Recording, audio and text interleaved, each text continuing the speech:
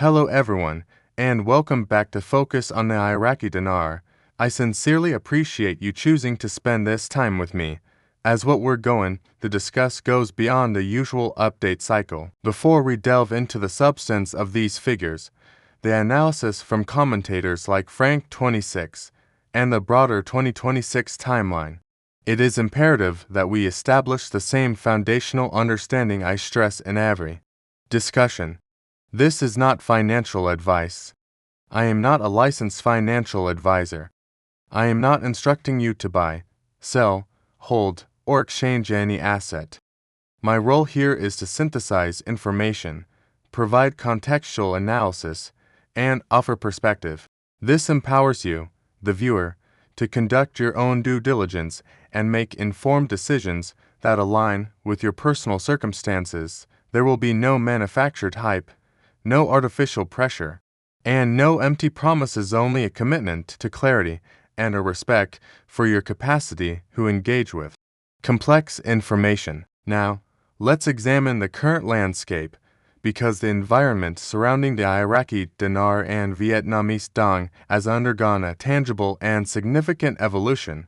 For years, this space was dominated by rumor-driven narrative whispers of imminent, overnight changes, claims of exclusive insider knowledge, and a relentless cycle of specific dates that came and went without event.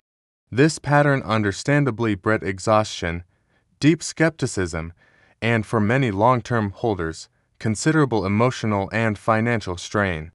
However, a substantive shift is now observable. The discourse is maturing, moving decisively away from the speculative rumor mill and toward a framework of genuine financial analysis. We are now tracking actual currency behavior, monitoring the implementation of economic reforms, and interpreting the language of international monetary policy. It is within this new, more analytical paradigm that these specific valuation targets gain their relevance and demand our scrutiny. Let's begin with the Iraqi dinar and the $4.48 figure. First, we must achieve absolute clarity on what this number represents. This is not a current market quotation. It is a projected valuation benchmark, a target that serious analysts posit could be within reach following a formal revaluation event. The critical question is, why $4.48? This is not an arbitrary or fantastical number. It is derived from quantitative models that incorporate Iraq's foundational economic metrics. These models factor in the nation's vast proven oil reserves, among the largest globally, its potential GDP based on resource, wealth, and population, the size of its sovereign foreign currency reserves, its debt-to-GDP ratio in a post-restructuring context, and perhaps most instructively, comparative analysis with peer regional currencies. Consider Kuwait, whose dinar is valued at approximately $3.27. Iraq possesses larger hydrocarbon reserves than Kuwait and a far greater potential economic ceiling when considering its population and additional resources. However, understanding this target necessitates an equally clear understanding of the pathway. The journey from the current official rate of approximately 1,310 dinars per US dollar to a potential rate of $4.48 per dinar is not akin to flipping a switch. It will not manifest as a single, dramatic, overnight event. This is the central thesis emphasized by analysts like Frank26. We are observing a deliberate, multi-stage process. This is precisely why the 2026 timeline consistently surfaces in informed discussion. It is not a date selected at random or through hopeful guesswork. It is an analytical observation based on the convergence of multiple, documented reform schedules.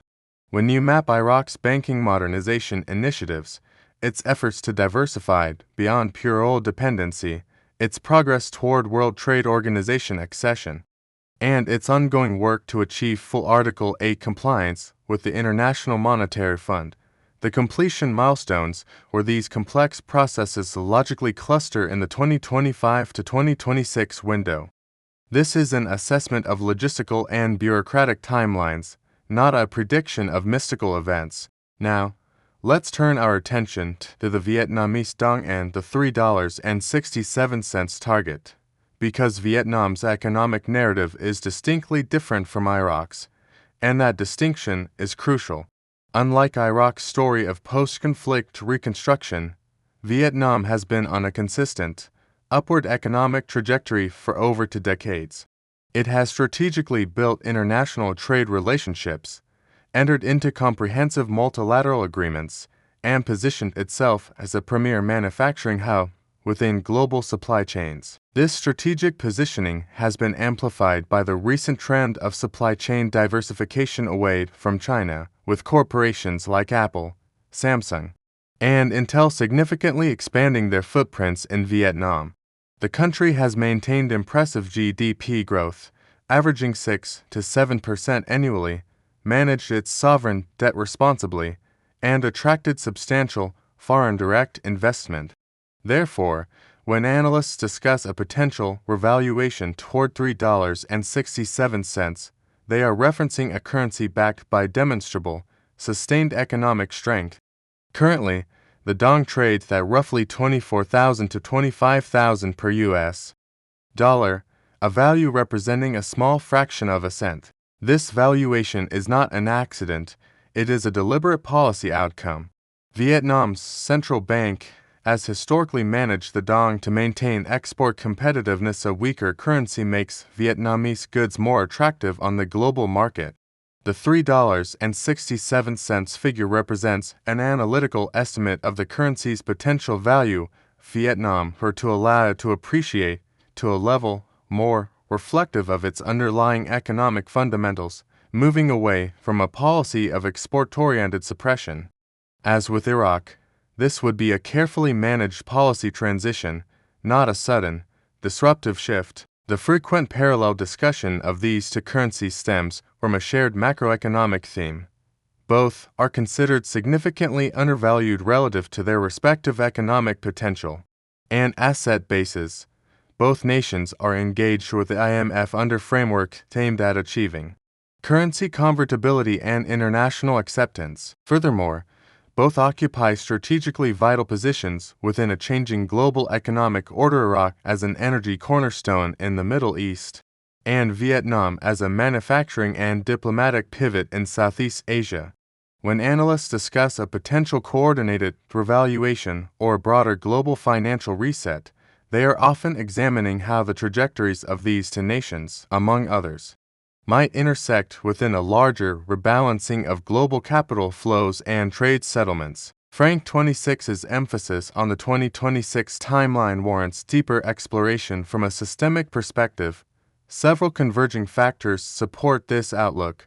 Firstly, Iraq's banking sector reform program, conducted in coordination with the U.S. Treasury, Federal Reserve, and international institutions, aims to achieve full anti-money laundering (AML) and counter-terrorist financing (CFT) compliance. The implementation deadlines for these complex technical and regulatory upgrades extend into 2025 and 2026. Secondly, Iraq's national development plans for economic diversification, reducing oil dependency through agriculture, tourism, and industry have publicly stated milestone targets clustering in the same period. Thirdly, the global energy transition, while prolonged, is altering market dynamics, incentivizing Iraq to stabilize and strengthen its currency to reflect not just hydrocarbon wealth, but future economic resilience. Fourthly, regional geopolitics are in flux, evolving U.S. engagement, shifting relationships with neighbors, and internal political developments all influence the timing for a major monetary policy shift. With many of these diplomatic and security processes aligning on a multi-year horizon, for Vietnam, the timeline drivers are complementary but distinct. The country is in the implementation phases of major trade agreements with the European Union and other partners, agreements that include phased tariff reductions and economic adjustments scheduled over several years. Concurrently, Vietnam is engaged in ongoing dialogues with the U.S. Treasury regarding currency practices, facing diplomatic encouragement to allow for gradual appreciation. These multilateral economic negotiations and compliance verifications inherently operate on extended, predictable calendars. A crucial mental shift is required to navigate this phase effectively, the distinction between watching a process and waiting for an event. Many initial entrants into this space were drawn by narratives of an immediate, overnight wealth event. The repeated failure of that premise led to disillusionment. However, if one recalibrates their understanding to view this as a long-term, sovereign process of economic rehabilitation and monetary reintegration, a process measured in years and validated by institutional milestones, then the passage of individual dates becomes less consequential. The focus shifts to monitoring tangible signals, banking system upgrades, published IMF progress reports, adjustments to currency trading bans, and evidence of international trade beginning to settle in local currencies. These are the substantive indicators, and they have been progressively manifesting. The recent analytical discussion around a managed band or 25% range for the dinar is a perfect example of this process-oriented thinking. This concept refers to a controlled trading corridor within which the Central Bank of Iraq would allow the dinar to fluctuate against the dollar. Establishing and successfully defending such a band is a critical prerequisite for a future revaluation. It demonstrates the central bank possesses sufficient foreign exchange reserves, credible monetary policy tools, and operational discipline to manage volatility. You cannot credibly jump from a tightly fixed rate to a radically higher free-floating rate without shattering market confidence. The path is necessarily incremental. First, establish a narrow, managed band and prove you can maintain stability. Then, gradually allow the band to widen and the central parity to appreciate as confidence and fundamentals solidify. This is the documented playbook followed by other nations, including Kuwait post-1991. The discussion of such a band is not a rumor, it is an acknowledgement of the next logical step in a formal monetary policy sequence. To the long-term holders who have endured this journey for 5, 10, or more years, I acknowledge the profound patience and resilience this has demanded. You have faced skepticism and endured a cycle of raised and dashed hopes. I am not here to simply declare this time is different with baseless enthusiasm. Instead, I point to the objective, documented divergence between the landscape today and that of a decade ago. The difference is embedded in systemic actions, not speculative words. 10 years ago, Iraq's banking sector was largely isolated, technologically outdated, and fraught with compliance risks. Today, it has implemented the U.S. Treasury's electronic dollar platform, the EFP, upgraded its national payment infrastructure, and integrated with international correspondent banking networks. These are factual, operational upgrades. Similarly, Vietnam's economic integration has advanced dramatically, cemented by ratified trade pacts and soaring export volumes. These are the material foundations upon which currency strength is built. The valuation targets of $4.48 and $3.67 represent analytical estimates of what these currencies could attain if their exchange rates were aligned with their fundamental economic capacity. Are they guarantees? Absolutely not. The actual outcomes could vary, and timelines can slip. However, we can state with confidence that both currencies are materially undervalued, that both nations are actively executing reforms that support appreciation, and that both are navigating global shifts conducive to a rebalancing of currency values. Their major reform calendars notably converge on the 2025 to 2026 horizon, a paramount point for expectation management and personal well-being. Even in a successful revaluation scenario, the process for individual holders will be procedural, not instantaneous. There will be banking protocols, mandatory regulatory compliance, tax implications, and potentially phased exchange mechanisms, making life-altering financial decisions based on unrealized gains is the antithesis of prudence. Do not jeopardize current employment. financial obligations, or personal stability. Moving forward, focus your attention on high-quality information sources.